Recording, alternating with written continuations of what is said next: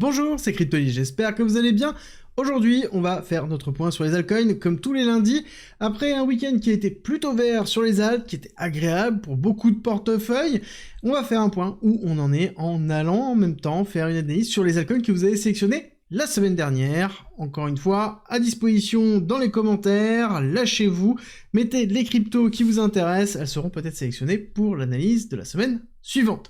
Où on en est? Pour ça déjà on va commencer par regarder le Total Market 3 qui exclut le BTC et l'Ethereum. Globalement c'est l'ensemble des cryptos sans BTC et Ether. Pour faire simple, c'est l'ensemble des altcoins.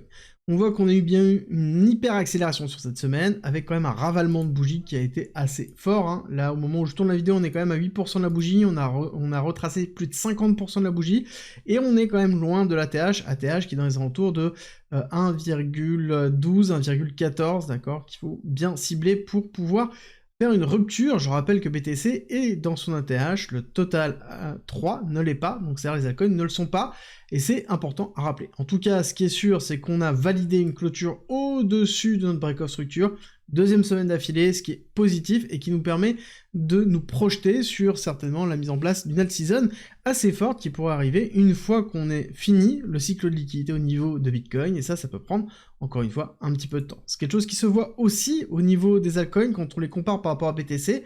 BTC est cette petite ligne bleue au milieu qui est à peine visible, et toute la partie haute, c'est généralement les surperformances, toute la partie basse, c'est les sous-performances, par rapport au 5 août. 5 août qui a été la dernière grosse chute, qui a été le point bas noté par le marché sur Bitcoin et aussi sur beaucoup d'alt à ce moment-là. Donc on est dans cette phase d'accélération haussière, et qu'est-ce qui surperforme, qu'est-ce qui sous-performe? Ce qui est intéressant de voir surtout, c'est qu'on a eu des rattrapages de certaines cryptos comme ADA, HBAR, XLM, des cryptos dans lesquels on avait une partie ancienne, ce qu'on appelle un peu les dinocoins, ceux qui ont fait plusieurs cycles, et aussi certaines comme XRP, qui étaient en confrontation avec les USA, une confrontation au niveau de la réglementation. Ça s'est réglé par, en tout cas ça se promet, on se projette sur ça, mais disons que Donald Trump a statué qu'il allait mettre en place des directives pour pouvoir faciliter la réglementation des altcoins. C'est pas encore fait. L'investiture de Donald Trump aura lieu le 20 janvier, donc on a le temps, mais en l'occurrence, ces cryptos ont agi à la hausse. Il n'y a pas que ça, il y a aussi d'autres nouvelles, comme quoi certainement les cryptos qui sont produites aux USA seront exempts de taxes. C'est plutôt positif là-dessus, et donc forcément, elles sont volées à la hausse. Mais on voit aussi un point qui est important, et ça c'est toujours le plus important, c'est la différenciation de l'écart entre toutes les cryptos que l'on a. Quand on a des zones où on commence à s'écarter fortement, comme ça, c'est généralement là où on commence à avoir des corrections structurelles qui se font. Pourquoi? Parce que plus on s'écarte, ça veut dire plus on a de la volatilité. Plus on a de la volatilité, plus on a un intérêt à aller faire un retournement de liquidation par la suite. D'accord? On est dans cette représentation ici, et c'est pour ça qu'il est toujours important d'avoir cette vision pour savoir à quel moment on en est et où on se trouve, parce que plus on a un éclatement des altcoins, et plus on a des altcoins qui ne sont pas lisses, d'accord, qui ne sont pas comme ça, ou très peu comme ça, mais qui sont vraiment de ce style-là, d'accord, comme ce que l'on peut voir ici, plus ça veut dire qu'on a de la volatilité interne à chacun des altcoins, donc ça veut dire aussi qu'on a de l'open interest, c'est-à-dire des leviers qui sont en cours d'utilisation sur les altcoins, et il va falloir surveiller ça de très près. À côté BTC, toujours très fort, alors légèrement en dessous de 60%, mais ça n'empêche qu'on a dépassé les 61%. On est dans une phase de consolidation avec 1, 2, 3, 4 semaines d'affilée. Bon, c'est des choses qu'on a déjà connues, ici, 1, 2, 3, 4, 5, 6 semaines. Pareil, on a continué un petit peu plus au-dessus. Pareil ici.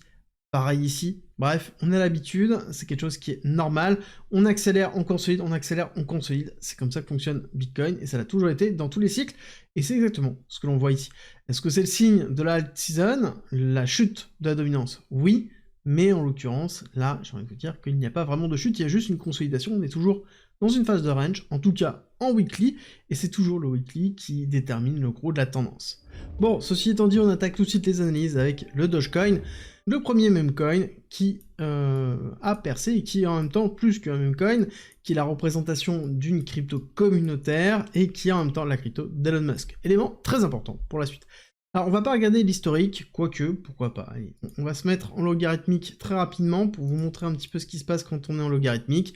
Nous avons ici des phases d'accumulation, accélération, consolidation et réaccélération. D'accord? On a une forme de sourire systématiquement.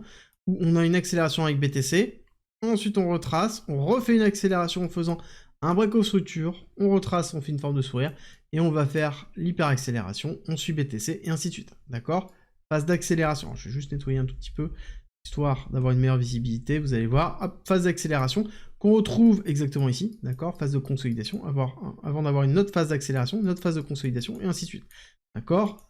Généralement, Dogecoin, c'est toujours très structuré, et ça l'a toujours été. Alors, c'est vrai qu'on n'a pas tant non plus de recul par rapport à ça, mais j'ai envie de vous dire que c'est un des actifs qui est le plus structuré par rapport à BTC, et qui a toujours, en fait, montré ça depuis son lancement, et c'est pour ça que c'est un actif qui est important à suivre. Alors, ce qui a déterminé, c'est qu'on a fait bien notre hyper-accélération, on a fait tous nos break-off structure, on est allé chercher les liquidités qui se trouvaient ici et ici, on a bien fait la première, cette zone dans laquelle on a bien vu qu'on a été revendu tout en dessous, et on est reparti, et on voit qu'on est en train de se diriger vers la prise de liquidité ici. On voit bien que là, on a eu une phase de vente qui a été assez agressive, et si on regarde l'extension de Fibonacci, j'ai envie de vous dire que c'est en même temps tout à fait cohérent par rapport à ce que l'on voit sur la première extension et le retracement.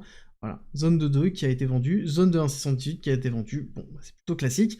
Prochaine zone, ça va être les 0,54 à surveiller, et ensuite les 0,7 qui sont proches de la TH, et ensuite on va aller chercher des targets beaucoup plus hautes, sur une time frame beaucoup plus importante, qui vont être ici les 1, les 1,1 pour les 0,88, ensuite on va aller chercher 1,27, et on va chercher un peu plus haut si jamais on va chercher 2,618. Dans les phases d'expansion, encore une fois Dogecoin, même coin, avec un petit grain de folie qui reste quand même très fortement porté par Elon Musk, hein, avec son appétence et son intérêt autour du Dogecoin, et le fait qu'il ait appelé le département qu'il gère, le Doge, donc qui est Department of Government Efficiency, donc c'est-à-dire le fait de pouvoir régler l'efficience du gouvernement américain, et donc on l'appelait le Dogecoin. Donc c'est pour vous montrer à quel point on peut avoir des zones d'accélération liées à juste quelques tweets, quelques allégations, donc à surveiller vraiment de très près, surtout qu'il est très lié directement à Bitcoin. Ensuite on a CKB, la Crypto Nervous Network, dans lequel on a eu quand même quelques nouvelles, hein. Le 14 novembre, on a eu CKB qui a avancé au niveau de son indexeur, notamment sur l'API qui a été effectué. On a plusieurs infos qui tombent, notamment sur les UTXO, donc l'interfaçage avec Bitcoin. Alors ça a été vraiment la phase d'accélération, ça a été lié à ça, d'accord? Ce début-là de phase d'accélération, ça a été lié à ça. Et d'ailleurs, on en avait parlé dans cette phase d'accumulation en vous disant que, notamment dans le groupe privé, qu'il y avait beaucoup d'informations qui étaient en train de se tourner autour de CKB et qu'il y avait peut-être un coup à jouer. Et du coup, on a eu la phase d'hyper-accélération qui est arrivée. Et même de base, CKB, on en avait parlé en novembre et en septembre 2023, plusieurs reprises, même au début 2023, pour montrer que cette phase d'accumulation et la rupture a été vraiment impressionnante. Là, on est dans une phase de consolidation qui est en même temps plutôt normale. On voit qu'on est allé chercher les 886. La question qui va falloir se poser, c'est est-ce qu'on n'est pas sur une A, B, C, plutôt classique, hein, parce qu'on voit quand même un CKB qui est mou du genou, alors qu'on a le reste des altcoins qui sont en train de pousser. Donc on pourrait avoir vraiment une forme de respiration qui se met en place, avec une continuité de retest. On pourrait aller retester ici les 0,065 avant de repartir beaucoup plus haut, d'accord? Donc ça, c'est dans le cas d'avoir ici la mise en place d'un A, B, C. Pour moi, si on arrive à maintenir ce lot-là, d'accord? Si on arrive à maintenir cette zone des 0,011 et qu'on casse ce top-là, c'est-à-dire les 0,20, les 0,020, ça veut dire que pour moi, on casse un break of structure et donc on n'aura pas une ABC et on repart directement dans une accélération. On a déjà terminé en fait le retracement effectif et on va chercher plus haut, avec des targets qui sont donc la TH, hein, parce que là on voit qu'on est allé chercher déjà bien haut, on est allé chercher très très haut, même dans les alentours des 0,04, et ça va être aller chercher les 1 et les 1,1 dans les 0,041, 0,045, 1,618 dans les 0,64, et on peut aller chercher plus haut en fonction de l'évolution que pourra avoir CKB, et si oui ou non on a une utilisation au niveau de l'interfaçage par rapport à Bitcoin. Est-ce que c'est juste une nouvelle, ou est-ce qu'il y aura vraiment une utilité? C'est la grande question, surtout quand on connaît un petit peu ce qui se passe sur CKB et Nervos. On est dans une market cap diluée de 640 millions, ce qui est vraiment pas énorme. On a très peu de dilution encore au niveau des CKB, on est toujours dans du proof of work. Et ce qui va être intéressant à surveiller même de très très près, ça va être la barre des 1 milliard de market cap. D'accord? La barre des 1 milliard de market cap est très importante pour un projet, et ce qu'on peut viser sur ces KB dans une phase d'accélération, et si tout se passe bien, on peut aller chercher notamment les alentours des peut-être 6, 7, 8, 9, 10 milliards de dollars de market cap. Encore une fois, faut-il qu'on ait un narratif qui s'active, encore faut-il qu'on ait la liquidité qui se déverse sur ces KB. Bref, il y a plein d'éléments à prendre en considération, et ça, c'est à faire évoluer en fonction des nouvelles qui arrivent, parce que le marché est quelque chose qui bouge, qui vit, et c'est pour ça qu'il faut avoir des outils qui peuvent, justement, permettre de suivre ces évolutions, et ces traçabilités de liquidité. On avance avec Sei, qui est un protocole qui est très intéressant, qui se veut être un Ethereum killer, je vais pas revenir dessus. Ce qui est aussi intéressant, c'est qu'on a un lancement qui s'est effectué en double U. Alors là, c'est très intéressant parce qu'on a un lancement, première courbe en U, deuxième accélération, deuxième courbe en U, et globalement, ce que l'on voit quand c'est comme ça, c'est une rupture de l'ATH pour avoir une accélération haussière. Et c'est un petit peu ce que l'on voit, court terme, hein, dans lequel on est allé chercher ici l'order block, plutôt classique. On a mis en place l'accumulation dans cette zone-là, on a fait la rupture de l'accumulation, on reteste, et on valide la rupture de l'accumulation avec ici cette prise de liquidité et consolidation en weekly, au-dessus du niveau important des 0,50, enfin 50 centimes, au niveau de ça. Vraiment à surveiller, dans lequel les prochaines liquidités vont se trouver dans les alentours de 0,68, et ensuite c'est l'ATH, dans lequel on ira chercher plus haut. À savoir que Sei, on est dans un protocole qui se veut être très peu cher d'utilisation, avec énormément de traitements de transactions par seconde, et avec ce qu'on appelle la parallélisation des transactions, c'est ce qui permet de traiter plusieurs transactions en même temps, quelque chose d'intéressant à suivre, voir si on a vraiment un intérêt et une construction de projet dessus, c'est toujours ça la grande question. On est dans une market cap diluée de 5 milliards déjà, et oui, alors qu'on n'a pas forcément énormément d'utilisation de la plateforme, ça va être à surveiller de très très près. Est-ce qu'on a une augmentation, notamment de la TVL, c'est-à-dire Total Value Lock, l'argent qui est bloqué sur le protocole, pour déterminer si oui ou non, on a un intérêt qui se déverse.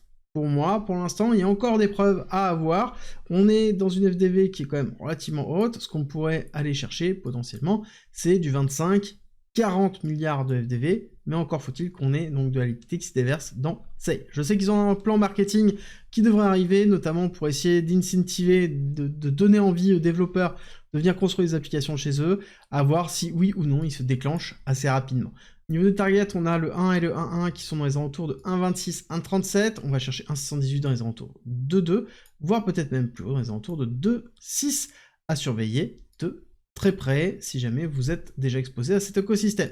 Ensuite, on va avoir Ondo dans le RWA, qui est très proche de BlackRock, façon de parler, fournisseur de BlackRock dans un de ses projets, dans lequel le BUIDL, donc qui est le projet qui a été lancé par BlackRock, qui permet de tokeniser les bons au trésor américains, et justement, on passe par Ondo aussi de ce côté-là.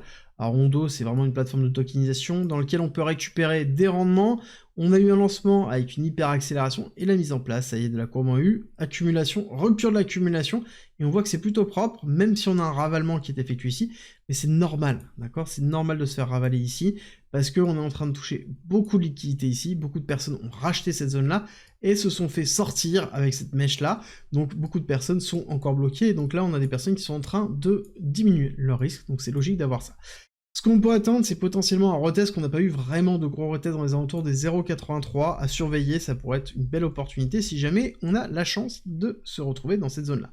À savoir que Ondo, on a quand même une sortie de tokenomics et donc de libération de tokens qui va arriver assez rapidement en 2025, donc à surveiller, où on peut avoir une pression baissière qui pourrait arriver assez fortement.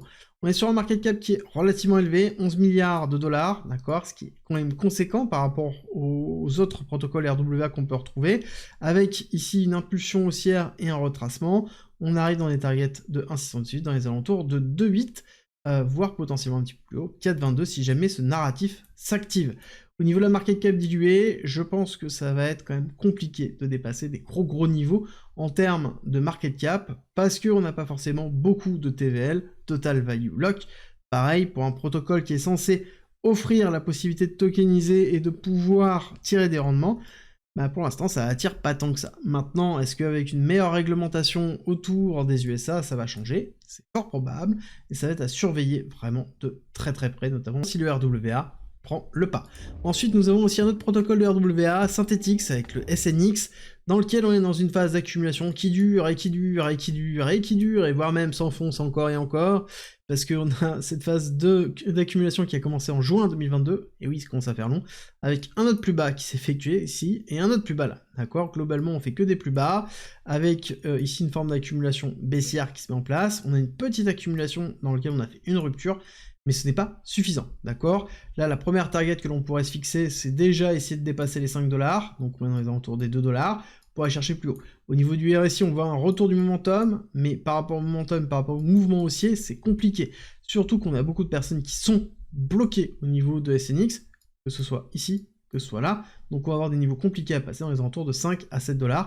Il va falloir avoir vraiment du volume pour pouvoir pousser, et il va falloir un RWA qui soit suffisamment fort pour pouvoir pousser ce protocole qui est quand même très utile parce qu'ils offrent beaucoup d'actifs synthétiques, c'est le principe, et on est actuellement dans une market cap diluée de 659 millions de dollars, et à savoir que c'est un peu comme CKB, on pourrait aller chercher ici les alentours de 6-7 milliards de dollars si jamais on a un RWA qui se met, et un SNX qui se réveille, qui sort de cette longue phase d'accumulation, double phase d'accumulation.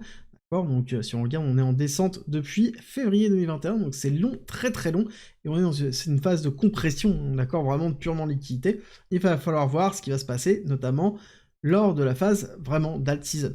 On est dans des targets qui sont quand même conservatrices, avec déjà arrivé à passer les niveaux clés, donc on va avoir les 10 $, on va avoir les 18 avec tout le pool de liquidité qui se trouve là, et ensuite on va avoir l'ATH, et là on pourra aller chercher des targets beaucoup plus hauts, une fois qu'on y est, avec du 33, du 48, mais ça sous-entend qu'on a de la liquidité, ça sous-entend qu'on a des belles performances uniquement et uniquement si on a un retour de la liquidité. On a vraiment des belles perspectives, à savoir que pour y arriver, il y a aussi beaucoup de choses à mettre en place. On continue avec ici le token de Uniswap. Uniswap, gros protocole spécialisé dans la finance décentralisée, c'est le cœur de beaucoup d'autres protocoles, c'est lui qui détient la majeure partie des pools de liquidité pour faire des échanges sur la finance décentralisée, donc c'est vraiment un très gros protocole. Surtout que c'est un protocole qui est rentable et dans lequel le rôle du token Uni est en train d'évoluer.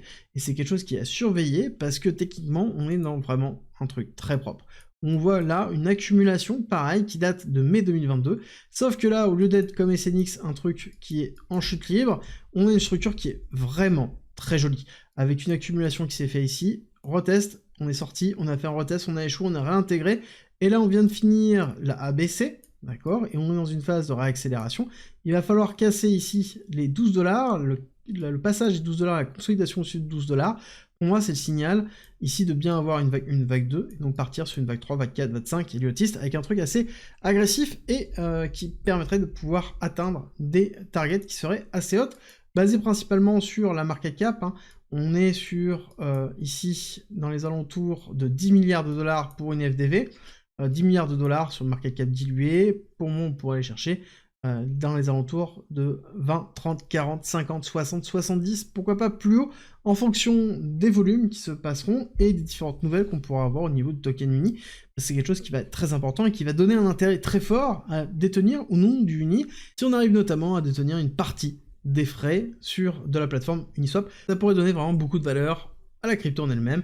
C'est vrai qu'on est déjà 24e, d'accord, donc forcément, pour monter beaucoup plus haut, il va falloir avoir beaucoup de liquidité, et ça va être à surveiller. Et ça peut arriver si on a vraiment un engouement qui s'effectue au niveau de la finance décentralisée. On terminera par Phantom et sa crypto FTM qui est en train de devenir Sonic, le token S. Je vous invite vraiment à regarder sur le Twitter de Phantom et de Sonic pour voir toute l'explication de ce qui est en train de se mettre en place. Là, on va faire juste une analyse technique de ce côté, où on a vraiment des choses très propres, dans lesquelles on a la rupture de l'accumulation qui s'est effectuée ici. Pareil, on a fait un joli retest, on termine, on fait une nouvelle réaccumulation, on break la structure, on rebreak ici. Donc on a bien à chaque fois double break, et là on est vraiment dans la zone la plus cruciale, c'est les 1 $. Il faut casser et consolider en weekly au-dessus. Si on fait ça, ça veut dire que là on est parti, et on est parti fort, à savoir que Phantom est connu pour être très fort en termes d'accélération. Gros marketing, on est en train de se rebrander en tant que Sonic, donc nouvelle charte, nouveau marketing, nouvelle image, pas mal d'éléments à prendre en considération, à savoir qu'on a toujours beaucoup de fonds côté fondation Sonic, côté fondation Phantom, 220 millions de dollars, et je pense que ça a monté plusieurs fois parce que ils sont en train de travailler justement et de faire travailler leur argent déjà depuis un certain temps. Ils en avaient parlé justement pour avoir beaucoup de fonds pour pouvoir mettre en place beaucoup de marketing, et je pense que ça va partir fort quand ils lanceront le marketing. Encore faut-il qu'ils le lancent et qu'on ait bien une phase d'hyper-accélération au niveau de la alt season, qu'on ait toujours un gros intérêt au niveau de Phantom, parce que Phantom, on est sur une petite market cap. On est à 2 milliards de dollars, 2,7 milliards de dollars, ce qui est pas énorme au niveau de FTM. On est 53e sur une layer 1. donc ici plutôt classique, hein, avec un branding qui va être fait, et au niveau des market cap, on pourrait aller chercher dans les alentours de 20, 30, 40, voire peut-être plus au niveau de Phantom. Encore une fois, tout dépend des perspectives et de la liquidité qui va se déverser dans cette phase de bull run qui est la alt season, qui est l'accélération haussière des altcoins, qui se passe d'ailleurs très très vite, très fortement, et il faut être préparé parce que ça peut vraiment se dérouler en quelques semaines. Et oui, un bull run c'est plusieurs mois, mais la alt season c'est généralement quelques semaines, puis après ça retombe très très vite, voire aussi vite que c'est monté, et donc il faut avoir une bonne stratégie pour être capable de prendre des profits. Si jamais ça vous intéresse, en commentaire en description, je vous explique les différentes étapes de ma stratégie, c'est gratuit, c'est en commentaire en description, et nous, on se retrouve très vite pour une nouvelle vidéo.